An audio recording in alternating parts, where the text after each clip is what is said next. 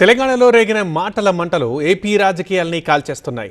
ఇక్కడి మాటలపై అక్కడ వారు నడుస్తోంది. వైసీపీ టీడీపీ మధ్య డైలాగ్లో ఫైరింగ్ జరుగుతోంది. ఇక్కడ చేసిందేం లేదు కానీ అక్కడేం పని మీకంటూ వైసీపీ విమర్శిస్తే దానికి కౌంటర్ ఇస్తోంది టీడీపీ. పవన్ గెలిచింది ఏపీలో, డిప్యూటీ సీఎంగా ఉన్నది ఆంధ్రాకు. అలాంటప్పుడు ఆంధ్రాను బాగు చేయాల్సింది పోయి తెలంగాణ వరకు ఎందుకు వెళ్లారంటూ ప్రశ్నిస్తోంది వైసీపీ. ఏపీలో హామీలను పట్టించుకొని పవన్ కళ్యాణ్ తెలంగాణకు వెళ్లి 6 గ్యారెంటీలపై ప్రశ్నించడం ఏంటన్నారు మాజీ మంత్రి పేర్ని నాని. సింపతి పొందేందుకే పవన్ ఈ ప్లాన్ వేశారనే ఆరోపణ కూడా చేశారాయన. తెలంగాణలో ఏం మాట్లాడతాను, ఏం లేదు. డ్రామా అంతా ఏంటంటే మా సంఘం అంతా మెల్లగా జారిపోతుంది. ప్రస్తుతం ఏంటంటే ఒకళ్ళు జారిపోతున్నప్పుడు అతనికి అర్థం అవుతుంది. మళ్ళీ ఏం చేయాలి, తెలంగాణ వెళ్ళి తిట్టించుకోవాలి, తెలంగాణ వాళ్ళతో బాగా మనం తన్నించుకోవాలి. మళ్ళీ మనం అమ్మో మా వాడిని తన్నేస్తాం, మా వాడిని తిడుతున్నారు, మా వాడిని తెలంగాణ రావద్దన్నారు, తిరగలేమని అంటున్నారని చెప్పని మళ్ళీ వచ్చేసి పల్లకి మోసేయాలని చెప్పని కొత్త ప్లాన్ వేశారు. ఎపిసోడ్ పై అటు టీడీపీ కూడా స్పందించింది. తెలంగాణలో పవన్ సభకు అనుమతి ఇవ్వకపోవడం సరికాదంటున్నారు ఏపీ సీఎం చంద్రబాబు. ప్రజాస్వామ్యంలో ఎవరైనా ఎక్కడికైనా వెళ్లే స్వేచ్ఛ ఉన్నప్పుడు రావద్దనే భావజాలం ఎంతవరకు కరెక్ట్ అని ప్రశ్నించారాయన. అంటే ఇది కూడా కరెక్ట్ కాదు. ఇప్పుడు నేను తమిళనాడులో పోయి క్యాంపెయిన్ చేయవచ్చా? తమిళనాడుకు శివకుమార్ కూడా వచ్చాడు, ఆల్ ఇండియా లీడర్సే కాకుండా అందరూ వచ్చారు.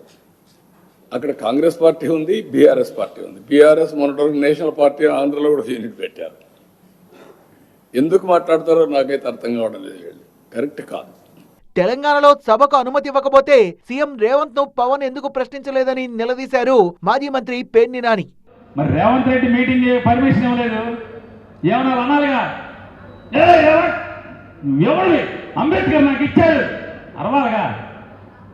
రేవంత్ రెడ్డి అంటే నాకు చాలా అభిమానం, కేసీఆర్ అంటే నాకు ఇష్టం. మరి ఎవరికి ఎందుకు వెళ్ళావు మీటింగ్? ప్రెస్ మీట్ 45 నిమిషాలు ప్రెస్ మీట్ ఎవరి కోసం? యూట్యూబర్స్ కోసం, విలేకరుల కోసం, నాగేశ్వర కోసమా? దానికి హైదరాబాద్లో ప్రెస్ మీట్ పెట్టాలా?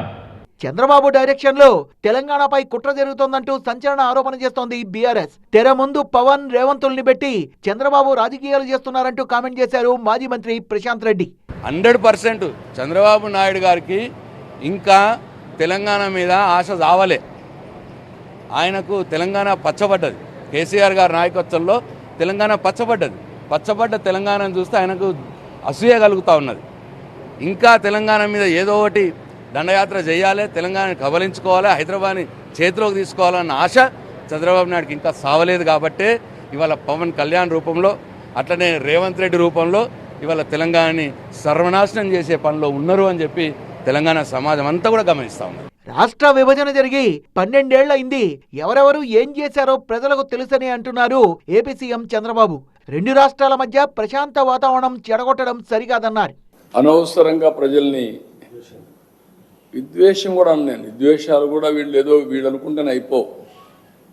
ప్రజలు ఇప్పుడు 12 ఏళ్ళు అయిపోయింది విభజన జరిగి, 2 రాష్ట్రాలు విడిపోయినాయి. ఎవరెవరు ఎంత కాంట్రిబ్యూట్ చేశారో అక్కడే ప్రజలకు తెలుసు. ఇప్పుడు మనం చేయాల్సింది దీన్ని లాజికల్గా తీసుకుపోవడానికి, చెడగొట్టకుండా లాజికల్గా తీసుకెళ్ళాలి. ఎవరున్నా అది వదిలిపెట్టి మాట్లాడడం కరెక్ట్ కాదు. ఈ వివాదం మున్ముందు ఇంకెంత రచ్చకు దారితీస్తుందో